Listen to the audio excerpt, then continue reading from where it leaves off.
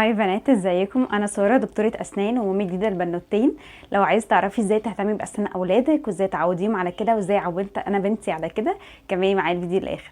بس الاول، لو دي اول مره تشوفيني على اليوتيوب ما تنسيش تشتركي في القناه عشان اي حاجه انزلها تكون عندك. اول سؤال ممكن يجي في عقلنا هو امتى ابتدي اهتم باسنان طفلي؟ المفاجاه هي من وقت الحمل، لان في الوقت ده كل الاسنان اللبنيه بتبتدي تتكون. عشان كده المفروض تاخدي الكالسيوم بتاعك وفيتامين دي وكل الفيتامينز وتتغذي كويس عشان الاسنان تطلع سليمه ومظبوطه.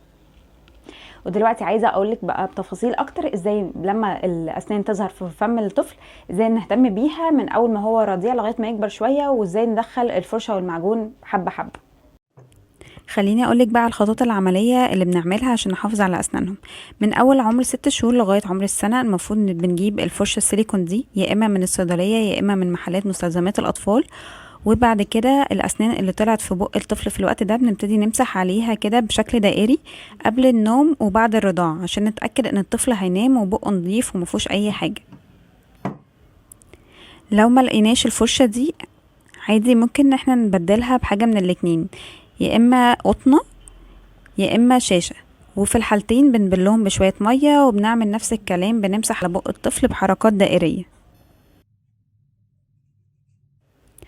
مهم قوي ننضف الاسنان من كل الاوجه عشان نتاكد ان كلها بقت نظيفه كويس.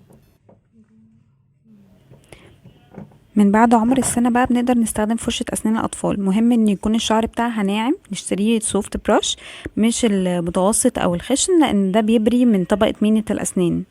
معجون أسنان الأطفال مهم إنه يكون مخصص للأطفال عشان تكون نسبة الفلورايد اللي فيه 1000 وحدة، ما تتعداش 1000 وحدة. هنا مثلا 500 عشان لو الطفل بلع ولا حاجة ما يحصلوش حاجة اسمها تسمم الفلورايد. بنحط كمية قد حوالي حباية العدس كده،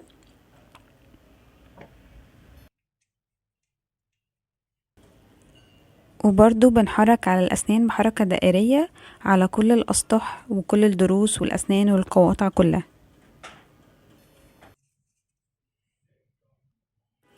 مهم كمان ان احنا ما ننساش نغسل الأسنان من جوه كويس عشان نتأكد انها نظيفة وما يحصلش فيها تسوس. طيب، بعد ما فهمنا ازاي بنستخدم كل حاجه وامتى السن اللي بنستخدمه فيها، تعالي اقولك ازاي انا عملت مع بنتي وعودتها عشان تستخدم هي فرشه الاسنان ومتبقاش الموضوع غريب عليها. دلوقتي الاطفال في السن ده اي حاجه هم بيشوفونا احنا بنعملها هم بيقلدوها، فعشان كده الحاجه اللي عملتها وقتها ان انا كل ما اغسل سناني كنت بفرجها واوريها جنبي وامسكها الفرشه تعملها هي على الفاضي، حتى لو بتعمل اي كلام. مره في مره اتعودت وبقت هي حابه تبادر، وبقت هي حابه اول ما اقول لها نغسل اسناننا تمشي ورايا وتروح تجيب الفرشه عشان تعمل كده. طيب، في نهايه الفيديو كده حابه اقولك على 4 نصايح تاخدي بالك منها.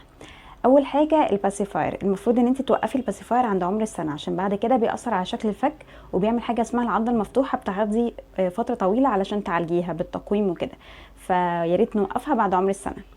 تاني حاجه امهات كتير برضو تقع فيها ان هي بتحط عسل او سكر او مربى او ايا كان حاجه على السويتي، يعني على الباسيفاير علشان الطفل ينام عليها ويهدى. العاده دي برضو غلط جدا، لانه السكر او الحلويات دي بتتخمر في بق الطفل وبتعمله تسوس.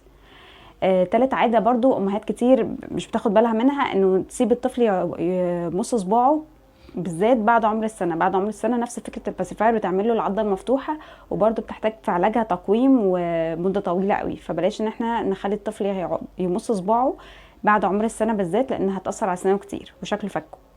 رابع عادة امهات برضو كتير بتقع فيها هي ان هي ترضع الطفل وبعد ما يظهر اسنان في بقه يعني وقت الليل من غير ما تتاكد ان هو بلع اللبن ده ونام سنانه نظيفه.